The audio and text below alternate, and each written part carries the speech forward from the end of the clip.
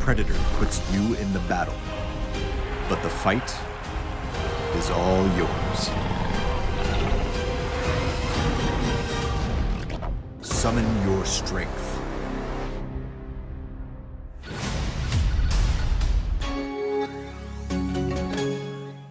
Empezamos el programa de la tarde del viernes y para empezar tenemos a Carlos Domingo, que nos va a hablar de criptomonedas. Carlos tiene una trayectoria larguísima de innovación en el campo de las telecos. Ha vivido en Estados Unidos, ha vivido en Japón, ha sido responsable de todo lo que lleva la palabra I+D en Telefónica en distintos cargos. Tiene algo que ver con la fundación de Wayra y las iniciativas de startups de Telefónica. Viene de haber estado 2-3 años en Middle East. Bueno, voy a hacer 4 ahora. 4 años en Oriente Medio, trabajando también en innovación en una operadora de Oriente Medio, y ahora está involucrado en un proyecto a caballo entre el mundo de las criptomonedas y el mundo del VC. Entonces nos va a intentar explicar un poco de qué va esto y cuáles son los conceptos básicos que hay que entender de criptomonedas. Carlos, todo tuyo. Vale, muchas gracias, Julio.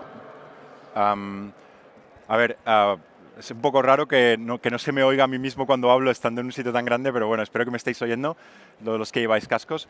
Os voy a intentar en media hora contar cosas de criptomonedas, de tokens, de blockchain, de ICOs. Y como no sé muy bien el nivel que tiene cada uno, pues es un poco un batiburrillo de cosas. Mi idea es que por lo menos os vayáis de aquí con las 4 o 5 conceptos básicos y sobre todo con la idea de que esto es el futuro y que vosotros sois la mayoría jóvenes. Es una de las áreas donde los próximos 10 años va a haber muchísimo crecimiento, esto está empezando y por lo tanto es una de las buenas áreas donde empezar a meterse ahora y empezar a investigar y hacer cosas, ¿vale? Entonces, antes de empezar, ¿quién de vosotros ha comprado alguna vez alguna criptomoneda? Muy bien, bueno, un porcentaje pequeño, pero los que habéis comprado criptomonedas, felicidades, porque seguro que os ha ido muy bien con la inversión, se han revalorizado muchísimo los últimos años. ¿Y quién de vosotros ha participado en un ICO? En una ICO, en un Initial Coin Offering. Mirad. Bueno, eso mucho más minoritario todavía. Eso también se refleja en los números. Las ICOs, que ahora os contaré lo que son, es una cosa muy pequeñita comparado con lo que son las criptomonedas y por lo tanto en las charlas que suelo dar suele haber nuevamente entre un 10 y un 30% de gente que ha comprado criptomonedas y entre un 5 o 10% que ha participado en una ICO o incluso menos, ¿no? Entonces, bueno, cuando hablamos de criptomonedas hay un montón de conceptos mezclados, pero la primera cosa que le viene a todo el mundo a la cabeza es el Bitcoin, ¿vale? El Bitcoin es la criptomoneda original y es un poco lo que ha desatado toda esta industria que se está creando. Y en realidad el Bitcoin ya viene desde el año 2009, ahora os contaré un poco el origen. Y a pesar de que lleva 9 años, 7 años en circulación, 8 años, esto está, como os digo, todavía bastante emergente. Entonces, os quería poner un vídeo, ¿vale? Está en inglés, por cierto, la presentación está en inglés, os pido disculpas, pero con lío de viajes no he podido traducirla, yo voy a hablar en español y luego os dejaré 10 minutos de preguntas, ¿vale? Os voy a poner un vídeo de una persona, primero a ver si sabéis quién es, probablemente no, yo la primera vez que vi el vídeo tampoco sabía quién era, como disclaimer, y donde un poco anticipa lo que iban a ser las criptomonedas, ¿vale? So that I think that the internet is going to be one of the major forces for reducing the role of government. The one thing that's missing, but that will soon be developed, is a reliable e-cash, a method whereby on the internet you can transfer funds from A to B without A knowing B or B knowing A. The way in which I can take a $20 bill and hand it over to you, and there's no record of where it came from. And you may get that without knowing who I am. That kind of thing will develop on the internet, and that will make it even easier for people to use the internet. Of course, it has its negative side. It means that the gangsters, the people who are engaged in illegal transactions will also have an easier way to carry on their business. ¿Alguien se atreve a intentar adivinar quién es? ¿Alguno de los más mayores de la sala? No quiero mirar a Julio, pero... Muy bien. Oye, un aplauso porque nadie lo sabe. ¿Cómo te llamas? ¿Estudias? Ah, economía, vale. Estudia economía. Como buen economista o futuro economista, ¿sabe quién es este señor? Este señor es Milton Friedman, es un premio Nobel. Y lo interesante de esta vídeo, que se grabó en el año 96, cuando Internet empezaba, es que Milton Friedman predijo la creación de Bitcoin. Eso me parece una cosa bastante alucinante. Lo que él viene a decir en el vídeo es lo siguiente. Si miráis este mapa de por aquí de protocolos, cuando se creó la industria de Internet, que ahora pues debe tener 25 o 30 años más o menos, se fueron creando una serie de protocolos que cada protocolo permitía la transmisión de un tipo de contenido o de información, ¿vale? Pues estaba el protocolo SMTP, que es el protocolo para transmitir el email, y por eso el email funciona en Internet de forma global, el protocolo de FTP para transferir ficheros, el protocolo de VoIP para transmitir voz sobre el protocolo IP, en fin, los básicos, el IP, TCP, etcétera, etcétera. Y él lo que decía es todos esos protocolos es lo que permiten que Internet funcione y que las cosas que hoy hacemos en Internet pasen, ¿no?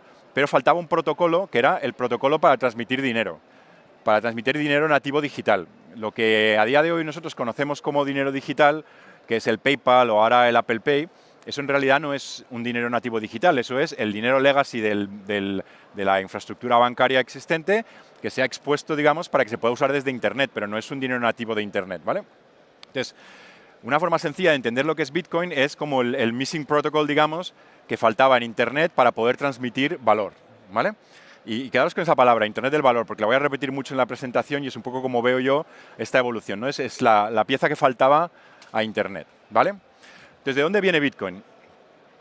El Bitcoin viene de un señor que se llama Satoshi Nakamoto, que nadie sabe quién es. Y eso es otra de las cosas que también ha hecho que haya como esta cierta aura de oscuridad alrededor de Bitcoin, ¿no? El tipo que lo inventa, que es probablemente una de las invenciones más grandes que ha habido en el mundo en los últimos 10-20 años, resulta que es un señor que nadie a día de hoy sabe exactamente quién es, obviamente es un seudónimo. Él publica un artículo en Internet donde describe un sistema de pagos P2P, ¿vale? Que es lo que es Bitcoin, es un protocolo completamente P2P para hacer pagos por Internet y le llama Bitcoin. Entonces, al cabo de unos meses, él mismo publica la primera versión del software que permite gestionar la red de Bitcoin y empieza a interaccionar pues, en los foros y tal y cual con gente que está interesada en estos temas y empieza poco a poco a crecer la comunidad de Bitcoin, ¿vale? Entonces, para que entendáis un poco, aparte del concepto del protocolo de transmisión de dinero, cómo funciona el Bitcoin de forma más sencilla, os voy a poner otro vídeo que lo explica un poco. What is Bitcoin? Bitcoin is the first decentralized digital currency. Bitcoins are digital coins you can send through the internet. Compared to other alternatives, Bitcoins have a number of advantages. Bitcoins are transferred directly from person to person via the net, without going through a bank or clearinghouse. This means that the fees are much lower. You can use them in every country. Your account cannot be frozen, and there are no prerequisites or arbitrary limits. Let's look at how it works. Several currency exchanges exist where you can buy and sell Bitcoins for dollars, euros, and more. Your Bitcoins are kept in your digital wallet on your computer or mobile device. Sending Bitcoins is as simple as sending an email, and you can purchase anything with Bitcoin. The Bitcoin network is secured by individuals called miners. Miners are rewarded newly generated Bitcoins for verifying transactions. After transactions are verified, they are recorded in a transparent public ledger. Bitcoin opens up a whole new platform for innovation. The software is completely open source and anyone can review the code. Bitcoin is changing finance the same way the web changed publishing. When everyone has access to a global market, great ideas flourish. Bitcoins are a great way for businesses to minimize transaction fees. It doesn't cost anything to start accepting them, and it's easy to set up. There are no chargebacks, and you'll get additional business from the Bitcoin economy. For more information about Bitcoin, visit weusecoins.com. Vale, pues vamos a repasar un poco los 4 conceptos que hemos visto en el vídeo anterior, que son los conceptos fundamentales para que entendáis el Bitcoin, ¿vale? El primero es que es una red de ordenadores descentralizada, es decir, hay un montón de nodos por todo el mundo que digamos, tienen la copia del software de Bitcoin y contienen toda la copia de todas las transacciones que ha habido de Bitcoin hasta la fecha. Y eso está replicado en cada ordenador, ¿vale? Eso es importante de entenderlos. Lo segundo es que hay un grupo de gente que se llaman los mineros, y el concepto de minería viene pues, de la similitud con el oro, porque el Bitcoin se asimila a veces al oro digital, que son los que forman parte de los nodos. Y hay un concepto muy importante, es decir, que el minero tiene un incentivo económico para participar dentro de la red de Bitcoin, porque cada vez que se generan Bitcoins nuevos, se reparten entre los que forman parte de los nodos. Y eso es muy importante porque redes P2P, en el mundo ha habido muchas, y estoy seguro que vosotros conocéis a alguien que se haya descargado algún contenido de P2P por internet, seguro que vosotros no lo habéis hecho, y el problema que tienen las redes P2P, como el BitTorrent, es que no tienes un incentivo para seguir formando parte de la red. Y cuando estos amigos que tenéis que se han descargado algo, se descargan algo, lo primero que hacen es cierran el cliente de BitTorrent, porque tú tenerlo abierto no te supone nada, excepto que te consume recursos de tu ordenador y de Internet. En el caso de Bitcoin, tiene un protocolo que hace que haya un incentivo económico para participar en la red. Y eso es lo que ha permitido que Bitcoin crezca y que siga creciendo y que todo el mundo quiera participar de la red de Bitcoin porque se gana dinero. De hecho, la cantidad de dinero que se reparte entre los mineros al año en la red de Bitcoin a los precios de ahora es a más o menos 4.500 millones de dólares al año. ¿Vale? Entonces es un incentivo muy grande para que haya una red, que es probablemente la red de ordenadores más grande del mundo que existe a día de hoy, que la gente, digamos, invierte en formar parte de esa red. ¿Vale? El otro concepto es el de las exchanges, ¿no? Estos son como las bolsas de cambio donde tú puedes ir con otro tipo de monedas, sean monedas tradicionales como el dólar, el euro, etcétera, etcétera, o otras monedas digitales, que ahora hablaremos de ellas, y puedes, digamos, cambiarlas por bitcoins y tener bitcoins y formar parte del ecosistema Bitcoin, ¿vale? Cuando te dan esos bitcoins, estos se almacenan en lo que se llaman wallets, que es básicamente una aplicación, tanto de una aplicación móvil como una aplicación web, como incluso hay monederos hardware, digamos, que están desacoplados del ordenador para que puedas llevar las claves del monedero con tus bitcoins virtuales allí metidos, ¿vale? Y así es un poco como funciona. Entonces, a partir de ahí, pues de monedero a monedero puedes cambiar dinero y cuando alguien te da su dirección de monedero, le envías bitcoin y esa transacción es aceptada por la red de forma distribuida, no hay alguien central, digamos, que decida si esa transacción pasa o no, y una vez se acepta, se replica en todos los ordenadores de forma que es imposible de modificar, porque para modificarlo tendrías que conseguir que se modificara en todos sitios. Y esa es la gracia de la red de Bitcoin. Cuanto más grande es, más segura es. ¿Vale? Otra de las cosas importantes de entender del Bitcoin es que la política monetaria de la moneda, de cuántos se emiten, tiene depreciación construida en el algoritmo. Es un algoritmo, obviamente esto es todo digital, y cada 4 años se reduce por 2 el número de bitcoins que se producen, ¿vale? Entonces, desde que se empezó en el 2009 y se empezaron a producir bitcoins, a día de hoy se han producido aproximadamente 16,5 millones de bitcoins, y cuando se emitan todos los bitcoins que va a haber en circulación, será dentro de unos 130 años más o menos, y habrá solo 21 millones, ¿vale? Para que entendáis el valor que tiene eso, los bancos centrales, que es el equivalente al algoritmo de Bitcoin, porque son los que deciden la política monetaria pues del euro, por ejemplo, cambian la política monetaria del euro a su libre albedrío, ¿no? Obviamente, entendiendo con buenas intenciones, pero, por ejemplo, aquí en Europa, desde que empezó la crisis en el 2008 y para adelante, pues se devalúa el euro de forma sistemática cada mes y se producen 70 billones, o sea, 70.000 millones de euros nuevos, ¿no? Con lo cual, la moneda que todo el mundo siempre cuando le hablo de las monedas, de las cryptocurrencies, de las criptomonedas, me dice, no, pues que lo que tiene valor es el euro. No, lo que no tiene valor es el euro, porque el euro se imprime y se produce todos los meses y cada vez tiene menos valor. Esto, como tiene un número limitado y además no se puede alterar, digamos, el número de producción de Bitcoin, tiene mucha más capacidad de almacenar valor que cualquier otra moneda que puede venir un banco central y devaluarla, ¿vale? Entonces, ¿por qué se llaman criptomonedas? El concepto este de criptomonedas o cryptocurrencies, pues tiene dos partes. La parte cripto, los algoritmos que facilitan que la red de Bitcoin sea segura son algoritmos criptográficos, ¿vale? Que son unos algoritmos donde matemáticamente es imposible de romper una función, ¿no? Entonces, es fácil, digamos, construir una función en una dirección, pero es prácticamente imposible para un ordenador revertirla, saber de dónde venía, ¿no? Esto es se usa muchísimo en encriptación, lo que estáis usando en Internet normalmente para encriptar contenidos, etcétera, etcétera, usan algoritmos criptográficos, ¿vale? Y los algoritmos criptográficos son la base de Bitcoin y de todas las otras criptomonedas. Y luego la parte de moneda, es importante entenderlo porque cuando yo me empecé a meter en estas cosas y te hablan de monedas, al final yo tampoco tenía muy claro qué quiere decir ser una moneda, ¿no? Entonces, ser una moneda, bueno, el economista de la sala seguro que lo sabe, pero los no economistas, una moneda quiere decir 3 cosas, ¿vale? Una moneda es algo donde puedes almacenar valor, ¿vale? Algo donde puedes intercambiar, es decir, puedes pagar o hacer transacciones con ella, y algo por lo que puedes referenciar. Es decir, Si yo os digo, mi iPhone vale 600 euros, vosotros más o menos os hacéis a la idea de cuántos son 600 euros. Sirve como referencia de valor de las cosas, ¿vale? Entonces, como criptomoneda, a día de hoy no hay ninguna que sea una moneda de verdad, porque ninguna cumple estas tres propiedades, ¿vale? La que más se cumple y la que tiene más utilidad para Bitcoin a día de hoy es la de almacenamiento de valor, porque es un caso muy claro, es como el oro digital. Tú puedes guardar dinero ahí y además tienes la ventaja de que nadie lo puede evaluar porque, como os he contado, pues la emisión de Bitcoins está controlada por un algoritmo. Como medio de intercambio, pues no se acepta en muchos sitios, entonces es una cosa bastante emergente a día de hoy. Y como medida de unidad, como está cambiando de valor constantemente y sube mucho, pues no es muy válido, ¿no? Porque si os digo esto vale 2 bitcoins, mañana vale 5, pasado vale 3 y todavía tiene demasiada volatilidad y demasiado cambio de valor, ¿no? Pero idealmente las criptomonedas serán monedas de verdad cuando se cumplan estas tres propiedades. Vale. El Bitcoin desde que empezó ha tenido probablemente la mayor revalorización de la historia de las finanzas de ningún tipo de activo financiero, ¿vale?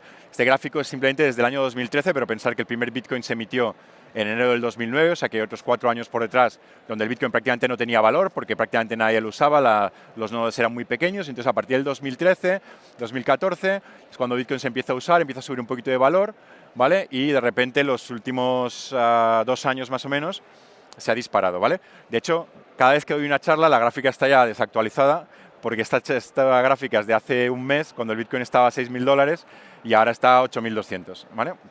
Entonces, seguro que oís por ahí también, oh, esto es una burbuja, el Bitcoin, esto cómo puede ser, 8.000 se va a caer a 2.000 y tal y cual.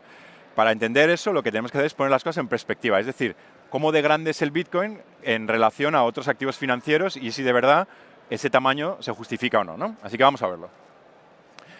Esa es otra gráfica de nuevo desactualizada porque todo lo que son números en Bitcoin se actualiza constantemente desde hace ya unos meses, de cuando Bitcoin valía 40.000 millones, ahora Bitcoin vale más o menos 100.000 millones o 120.000.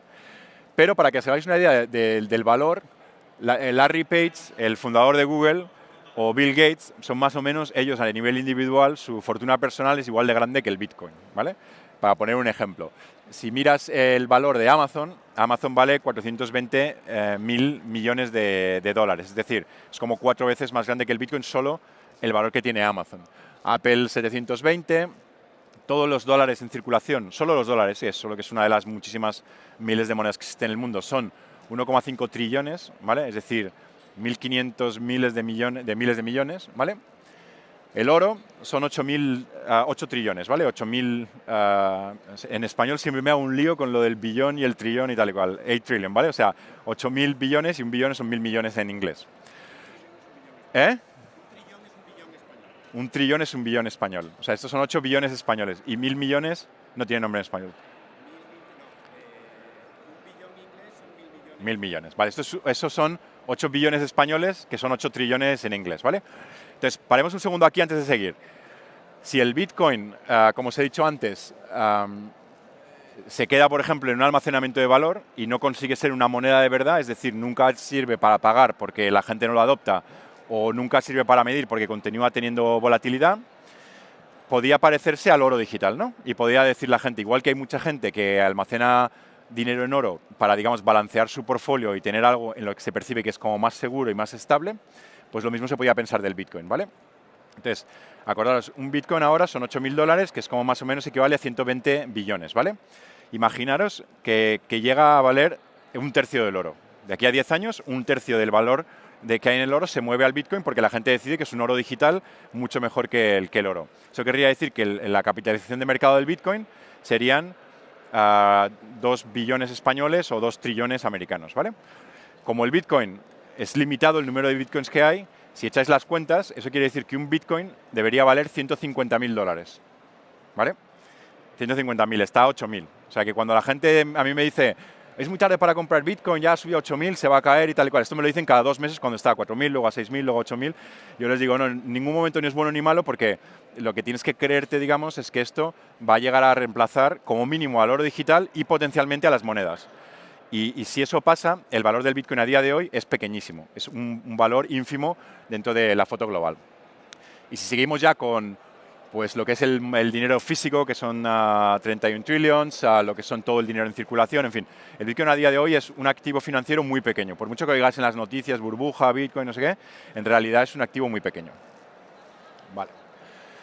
¿Qué pasa después? Pues que la gente empieza a mirar el Bitcoin y se empieza a dar cuenta que el motivo por el que Bitcoin funciona es porque hay digamos, se puede extrapolar la misma tecnología que hace que el Bitcoin funcione, es decir, el concepto de los mineros, de los nodos descentralizados, de la ledger esta, la cuenta que está replicada en todos sitios y tal y cual, y dicen, o sea, esto se puede separar y puedo hacer otras cosas con ello, que no sean el Bitcoin, que sean otras monedas diferentes donde cambio un poco el algoritmo, cambio un poco la política monetaria y tal y cual, y de repente me sale otra cosa que no es un Bitcoin, pero que es una criptomoneda, ¿no? Es decir, se basa en los mismos principios, pero tiene otras propiedades. Y entonces empiezan a salir monedas. Sale el Litecoin, que se supone que tiene las transacciones mucho más rápidas que el Bitcoin, sale el Ripple, que se supone que es algo que pueden usar los bancos para hacer transacciones internacionales y que no harán en 3 días como pasa hoy, que parece como mentira que en el siglo XXI mandar dinero de un país a otro, que el dinero físicamente no se mueve, que tarde 2 o 3 días de llegar de un banco a otro, etcétera, etcétera, etcétera, ¿vale?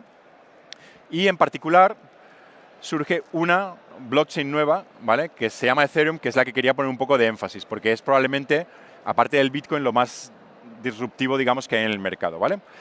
En Ethereum lo que hacen diferente es decir, a ver, la blockchain de Bitcoin sirve para crear monedas, ¿vale? Y lo que almacena, digamos, es las transacciones entre monedas. Es decir, si yo te da un Bitcoin a ti, la blockchain almacena que tú tienes el Bitcoin y yo ya no lo tengo para que yo no lo pueda volver a usar y tú sí lo puedas volver a usar.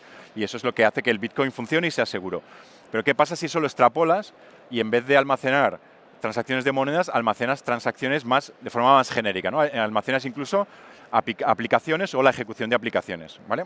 Entonces, Ethereum básicamente es como una red de ordenadores, una blockchain, una red de ordenadores distribuida con los mismos principios que tiene el Bitcoin, pero donde lo que se computa no es un intercambio de una moneda, sino una aplicación, ¿vale? Es una red de aplicaciones descentralizadas. Entonces, si queréis, para entenderlo un poco, las aplicaciones a día de hoy pasan todas por un servidor centralizado.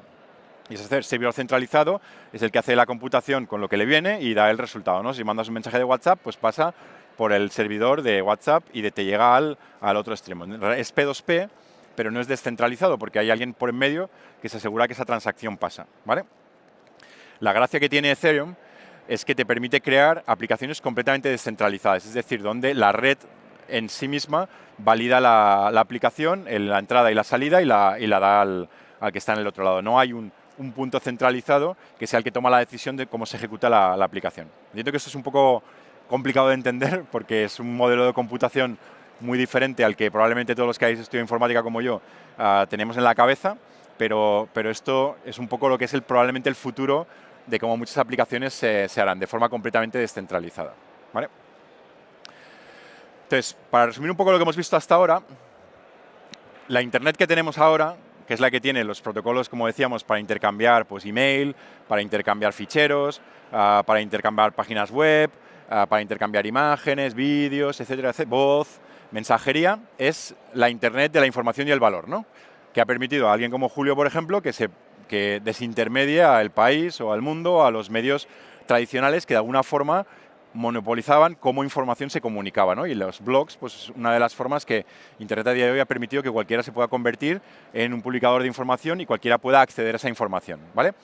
Lo mismo ha pasado en mi antigua industria de las telecomunicaciones, donde antiguamente las empresas de telecomunicaciones tenían de alguna forma el monopolio, si quieres llamarlo, de la mensajería y de la voz, ¿no? Porque eran las únicas que controlaban e intermediaban cómo la mensajería y la voz se pasaba de persona a persona. Cuando llega Internet, los protocolos de Internet permiten desintermediar al que publica contenidos y que cualquiera publique contenidos y cualquiera consuma contenidos, permiten desintermediar al que hace mensajería y aparecen nuevas empresas de mensajería como WhatsApp y permite desintermediar al que da voz y surgen nuevas empresas de voz como es Skype, que básicamente se apoyan en un protocolo de Internet y permiten hacer eso, ¿vale?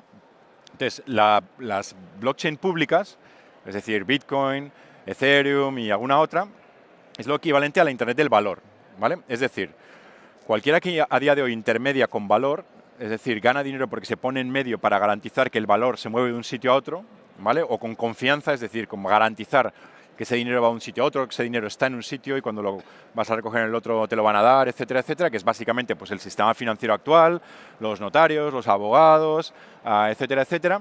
Todos estos actores son susceptibles de ser desintermediados, ¿vale?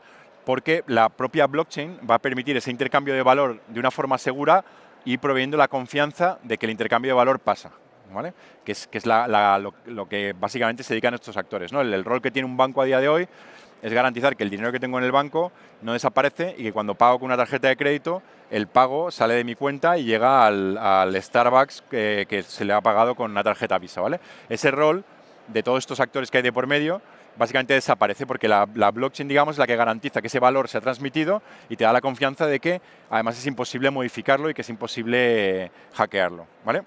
Entonces, desde ese punto de vista, blockchain es como la nueva generación de Internet y lo que va a disrumpir a todos estos actores. ¿Qué más?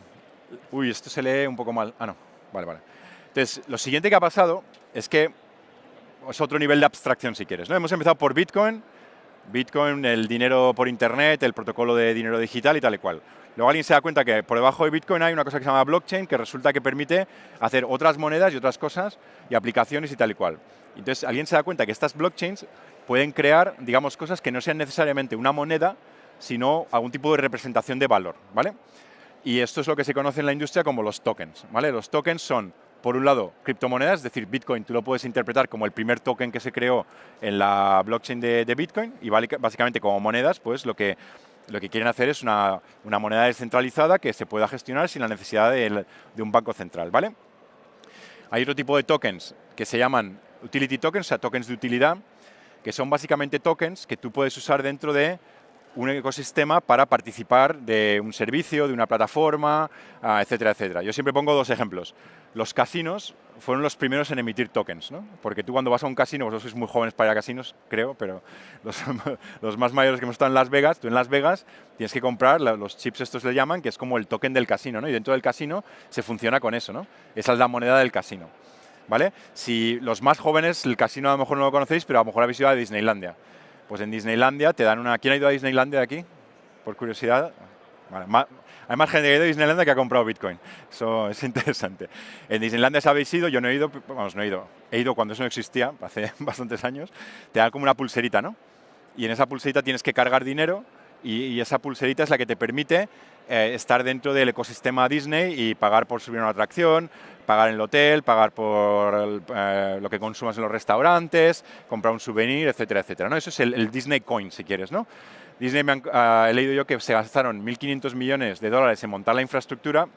Si lo hubieran hecho con un token encima de una blockchain pública, probablemente se habrían gastado 10 millones de dólares, ¿no? Porque toda la infraestructura de garantizar que esos tokens, que ese dinero en la pulserita es seguro, que se cierra la transacción y sale de la pulserita y llega al merchant de ahí, pagarle a uno, a otro y tal y cual, todo esto es lo que te da de gratis, digamos, esta infraestructura, igual que la Internet a día de hoy te permite publicar una página web sin que tú tengas que hacer nada, ¿no? Simplemente es la infraestructura de Internet y los protocolos que te lo permiten hacer, ¿vale? Y luego, finalmente, hay otra clase de tokens que son los que en inglés se conocen como security tokens, que básicamente son representaciones digitales de activos económicos. Es decir, en vez de emitir acciones en papel, por ejemplo, si mañana compráis acciones de Telefónica, pues os van a dar o un papel o alguien va a tener un papel que dice que esas son tus acciones, pues es una acción digital, ¿no? Es un token que representa un interés económico en un negocio y que tiene los derechos, pues, que haya definido ese negocio de darte dividendos o de dejarte participar o de repartirte a la empresa, en fin, lo que sea, ¿no? Y eso se puede aplicar a muchas más cosas que no son solo acciones, se puede aplicar a edificios, yo puedo tokenizar un edificio, ahora hablaré un poco de eso, a arte, etcétera, etcétera, ¿vale? Entonces, desde que el concepto de los tokens se populariza en el año 2014-2015, sobre todo en los últimos años han salido cientos de tokens, ¿vale? Cientos. Entonces, el motivo por el que han salido cientos de tokens es por dos cosas. Una, porque tienen muchísimas ventajas, y ahora hablaremos un poco de ellas, pero sobre todo porque son muy fáciles de crear, ¿vale? ¿Hay alguien que sea desarrollador en la sala? ¿O esté estudiando informática? No. Un desarrollador que sea un poco senior, digamos, que ya tenga un poco de experiencia, probablemente es capaz de emitir un token en Ethereum en un par de semanas, estudiándoselo sin saber nada hasta que lo hace. Y el código que hace falta para emitir un token sencillo en Ethereum tiene como 60 líneas, ¿vale? Yo soy informático, pero hace muchos años que no programo, pero me los he leído por curiosidad intelectual y la verdad es que es flipante porque tienes que definir muy pocas cosas, ¿no? Otra cosa es lo que lo quieras tú complicar. Entonces, la creación de tokens es muy sencilla, ¿vale? Y las empresas se han dado cuenta de lo siguiente. O sea, si yo soy Disney y he creado mi Disney token o mi Disney coin para pagar dentro de mi ecosistema de Disney, ¿por qué no lo vendo? ¿Y por qué no se lo vendo a la gente por adelantado? Y yo con eso financio la creación de más parques de atracciones, ¿vale? Eso es lo que se conoce como los token crowd sales o los initial coin offerings, ¿vale? Que por ahí me decíais que había 2 personas que habían participado. En este caso, básicamente, las empresas lo que hacen es crean un token, en el caso de Disney sería el Disney Coin o el Disney Token, ¿vale? Y lo que hacen es, le asignan algún tipo de valor, ¿no? Pues en el caso de Disney le dicen, eso es lo que te va a permitir pagar por las atracciones y por el consumo y tal y cual dentro de los parques de atracciones de Disney. Y lo que hacen es lo prevenden, ¿vale? Tipo el Kickstarter, que venden un producto antes de tenerlo, pues cogen y venden 20 millones de tokens. Y entonces, con eso, hacen fundraising de 20 millones de dólares si un token vale $1, y esos 20 millones de dólares los invierten en financiar el propio negocio de Disney, ¿vale? Entonces, conforme Disney crece y abre más parques de atracciones, como el número de tokens que hay es fijo, al final el valor del token sube porque hay más gente que lo quiere consumir y más sitios donde se quiere hacer. Y entonces, pues se evalúa con el tiempo y eso es un poco la forma de ganar dinero comprando tokens, ¿no? Porque es el equivalente a apostar a que ese negocio que consume los tokens va a crecer y va a hacer que se reevalúe el token, ¿vale? Estos tokens tienen una cosa que se llaman los smart contracts, es decir, los contratos inteligentes, que es básicamente un código dentro de blockchain en Ethereum que te permite regular cómo funciona el token, ya está todo codificado ahí, pues en el caso de Disney lo de los pagos en Disney y tal y cual. Y es una cosa un poco rara, ¿no? Es como una mezcla de un crowdsourcing, de, pues yo qué sé, lo que hace Startup Explorer en España, o lo que hace Crowdcube, o Our Crowd, que ahora están lanzando aquí, con una mezcla de lo que sería una inversión en una empresa, en una startup early stage, con lo que sería una IPO de salir a bolsa y tener liquidez, ¿no? Porque ahora hablaremos un poco del tema de la liquidez, ¿vale? Entonces, esto que ha empezado hace relativamente poco, ¿vale? El primer ICO fue en el 2014, la primera vez que pasó, pero esto durante un tiempo no fue popular.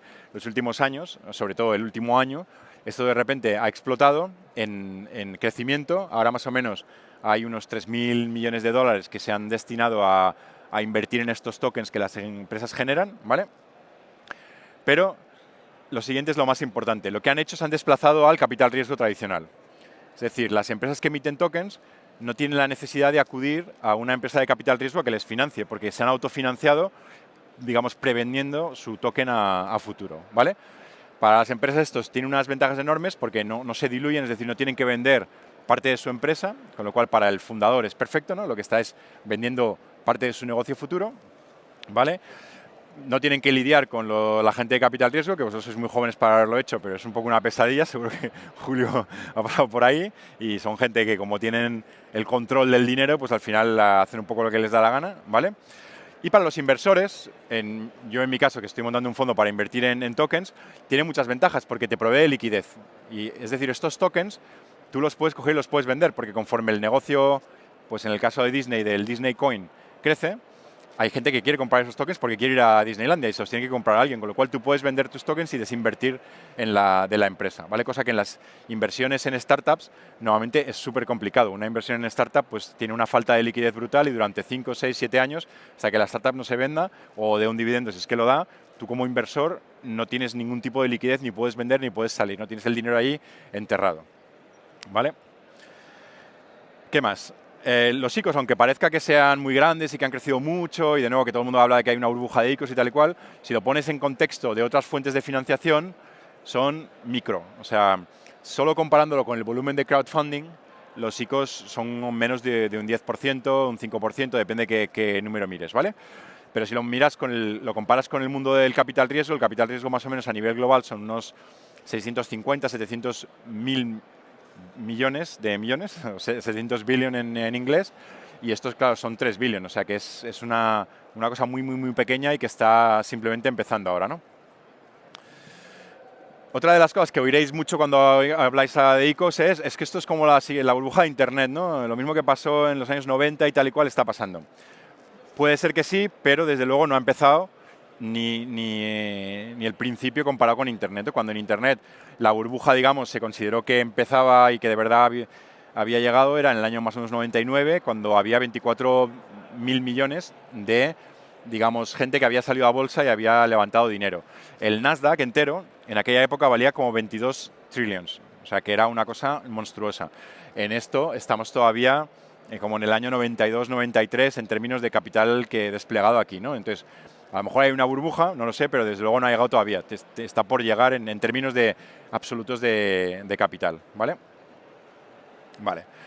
Entonces, otro de los motivos por cual la gente está muy interesada por el tema de los ICOs es que, al igual que las criptomonedas, están proveyendo de los mejores retornos que hay para los inversores. O sea, ahora mismo no hay nada mejor, excepto criptomonedas, para invertir. Eso es una estadística bastante interesante porque básicamente lo que dice es que si tú hubieras invertido 10.000 euros en todos los ICOs visibles que ha habido hasta ahora, los últimos 6-8 meses, en todos. O sea, si tu estrategia de inversiones, pongo dinero en todos sitios, en todos pongo lo mismo, no pongo más o menos en uno o en otro, hubieras tenido un retorno de 13 veces, incluyendo a los que van mal, porque no todos los ICOs van bien, ¿no? O sea, como retorno de capital, esto ahora mismo es la bomba. Obviamente no es sostenible que retornen esas cantidades, pero aunque baje mucho, va a seguir teniendo un retorno mucho más grande que otro tipo de inversiones. Y el motivo es, de nuevo, la liquidez. El hecho de que los tokens tengan liquidez provee un premium de valor con respecto a una inversión en una startup. Porque una inversión en una startup, de por sí, aparte del riesgo de que la startup falle, es que tú no tienes capacidad de salirte. Y eso le hace que siempre tenga un valor mucho menor de lo que tendría que tener. Mientras que en los ICOs, la liquidez hace que sea un activo muchísimo más valorado, ¿vale? Entonces, para acabar un poco, me quedan 5 minutos, vamos a tocar este tema. Los tokens proveen liquidez y eso es lo más importante, ¿vale? Cuando tú tokenizas algo, de repente pasa a ser líquido. Si yo ahora os digo que tengo un Picasso y un Picasso vale 100 millones de euros, pues nadie me va a poder comprar un Picasso. Pero si os digo, oye, os voy a vender un token que equivale a 1 dividido por 100 millones de un Picasso y entonces vendo... ¿Se ha perdido el audio? ¿Sigo? Ah, vale.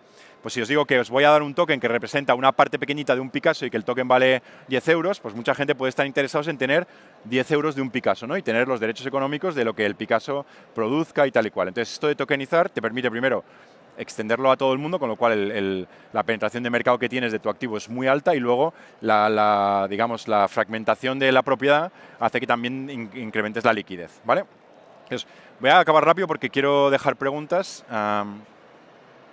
Entonces, como resumen para acabar, el Bitcoin se espera que transforme lo que es el dinero, ¿vale? Y que sea el nuevo dinero, y los tokens en Ethereum que transformen lo que son los productos financieros, ¿no? Los activos financieros y el concepto este de tokenizar cosas y proveer de liquidez, ¿vale?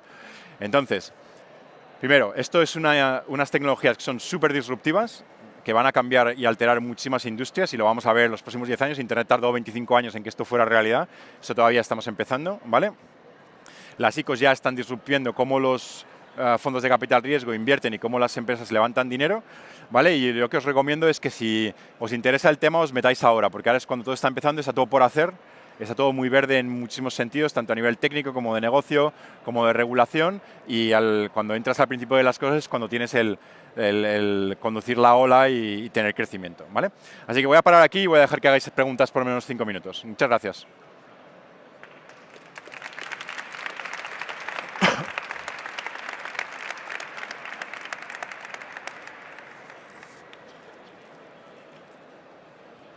¿Alguien tiene alguna pregunta?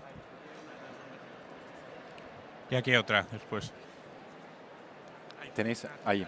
Sí, yo estoy listo. Bueno, me acerco. Carlos. No, vale. Carlos. Sí. Estoy al otro lado del que estás mirando. Hola. Que primero de todo enhorabuena porque has explicado todo con una claridad que da gusto. Pregunta, tokens. ¿Distingues entre los utility tokens y los security tokens? ¿Existen experiencias de combinarlos? ¿Es eso posible? Sí, ahí... Uy.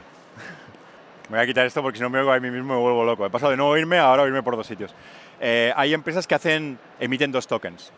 Un token que tiene utilidad y un token que representa el interés económico en la empresa. Esto es muy nuevo, eso como todo es muy nuevo, pero sí que hay un par o 3 de casos que han hecho un dual token emission, le llaman, que emiten 2 tokens, uno que es el que tiene la utilidad y otro que es el que tiene el interés económico y entonces es un security. Sí, claro. no hay un toque híbrido que yo sepa no existe, pero seguro que alguien se lo inventa porque aquí está, se inventan todo. Sí, hola. Yo tenía una pregunta. No. Sí se oye. Respecto No oigo, a la, no oigo. Respecto a la blockchain de, Sí. la blockchain de Bitcoin, yo tengo entendido, no sé si de forma equivocada, que aunque su aplicación fundamental es la criptomoneda de la Bitcoin, Ajá. que permitiría lo que es la red en sí otras aplicaciones, y de hecho se está empezando a tratar con otro tipo de aplicaciones que no sea únicamente la criptomoneda dentro de la red blockchain de Bitcoin.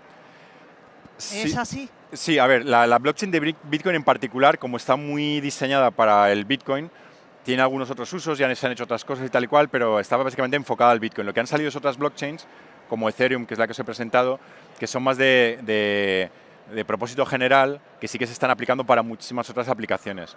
Pero eso no está yendo tanto por encima de la blockchain de Bitcoin como por encima de otras blockchains como la de Ethereum, que son más de propósito general. O sea que la blockchain de Bitcoin no cabrían otras aplicaciones si se desarrolla. Es que lo que yo pregunto es para la blockchain concreta de la Bitcoin. La blockchain de Bitcoin no tiene capacidad de ejecutar aplicaciones distribuidas como hace Ethereum, que sean. Es un poco complicado porque es un término técnico, pero en informática hay un término que se llama Turing Complete, que es cuando cumples el test de Turing y quiere decir que puedes simular un ordenador, ¿vale? Y hacer lo mismo que un ordenador. La blockchain de Bitcoin no tiene esas características, entonces es imposible, se pueden hacer cosas, pero no se puede hacer cualquier tipo de aplicación, mientras que la de Ethereum sí que es de propósito general y permite replicar, digamos, cualquier aplicación que tú podrías programar en un ordenador normal, pero no en la de Bitcoin. Hay una...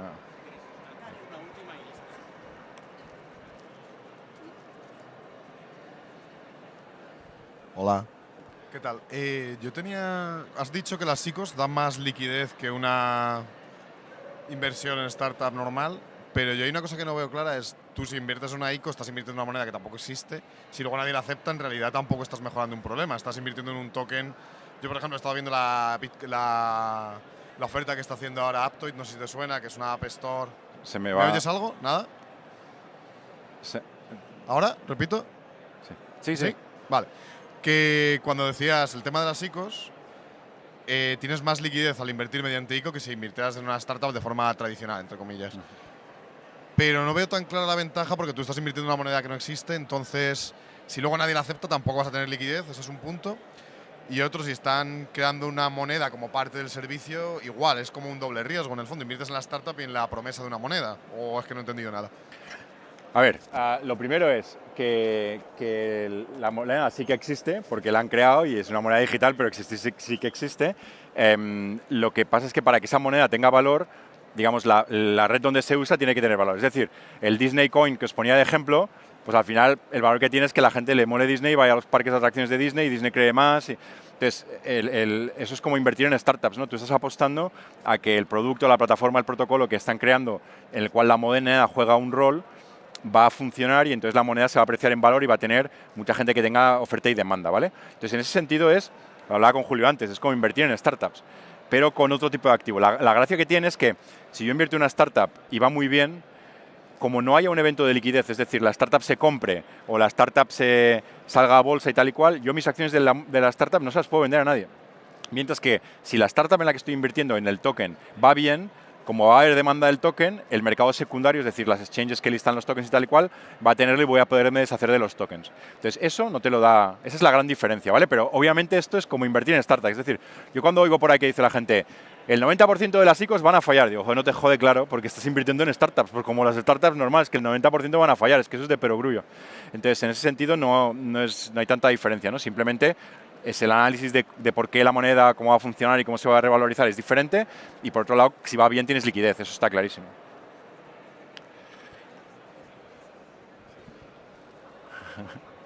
Creo que ya estamos sacando el tiempo. Me dicen por aquí que te pregunte en cuáles invertimos.